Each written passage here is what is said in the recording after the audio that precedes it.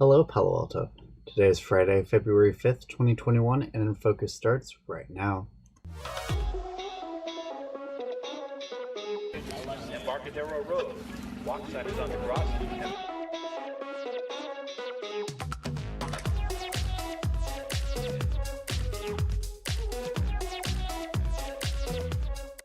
Welcome to InFocus. I'm Cody Millar.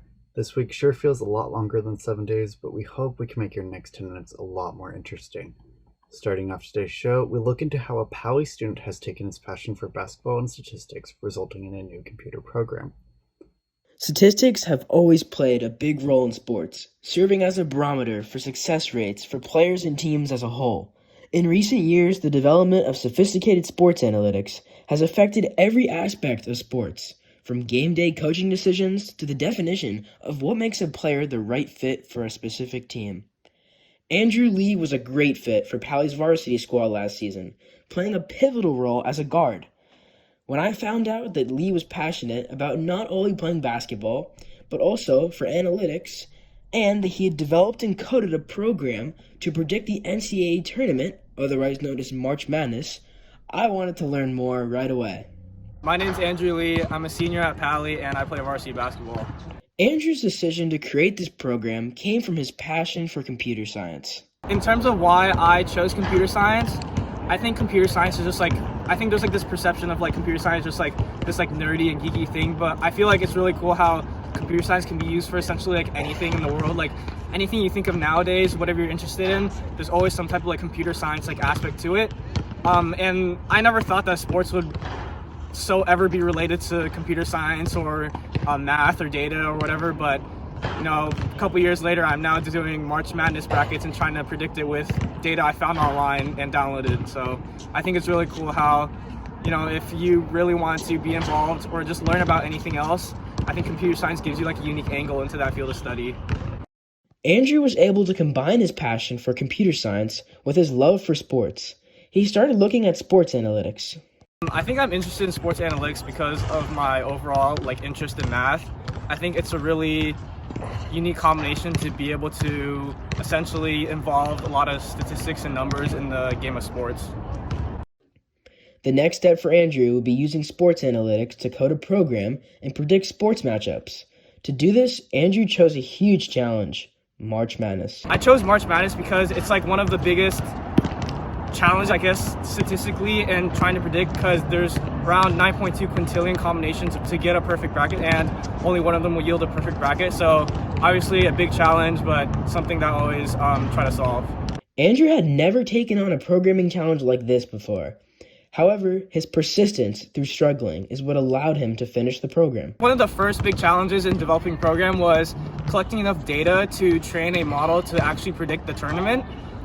So essentially how I found the data was I just went online and I scrolled through the internet somewhat, and there was already a 13-year data set of a bunch of college games that happened from 2004 to 2017. And essentially what I did was I cut up the data into each year respectively, and I used each different set of data to essentially train the model, test the model, and validate it. The program was finished heading into this year's tournament. Andrew actually had a filled-out March Madness bracket that was predicted using artificial intelligence that he coded. Then, COVID had something to say about it. I was actually ready to test it out in the 2020 March Madness tournament.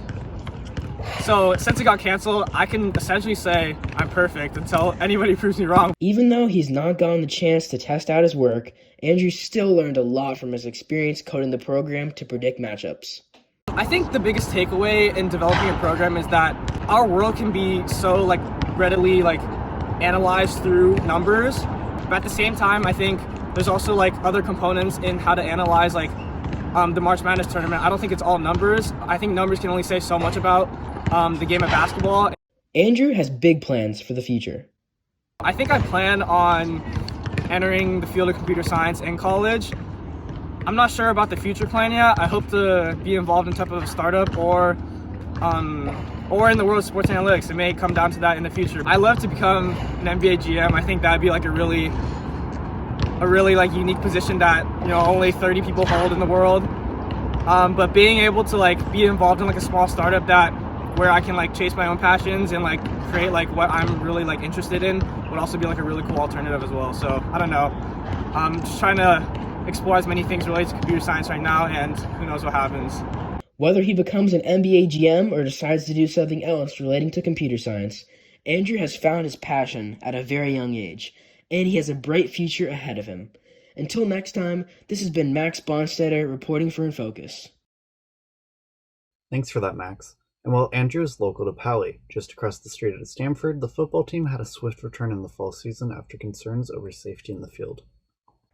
Within the past month, the Pac-12 has decided that they will be holding a football season beginning on November 7th. This is Zephron Lester, a freshman at Stanford, initial reaction to finding out he will be having a season. They said we were going to have a season. I was so excited because it was my first year, and I was just ready to actually like see the fruits of my hard work and my hard labor, because me and my team, we've been working like the whole summer, this whole month for camp. It's just been a grind. Here is Lester reporting on whether he was ever seriously worried about not having a season at all. A big part, a big weight on my mind, because not having a season, I was just like, damn, that was about to be my first year missing football for a long time, and that just really bummed me out. Yeah, and also like during lockdown, what were your go-to for?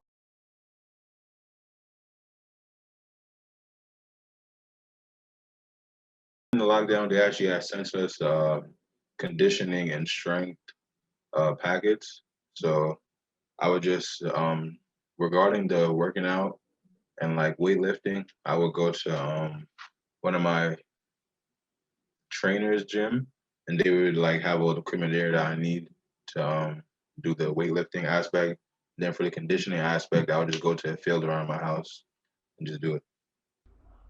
Here are Lester's thoughts on what traveling will look like this season during the pandemic and how things will be different.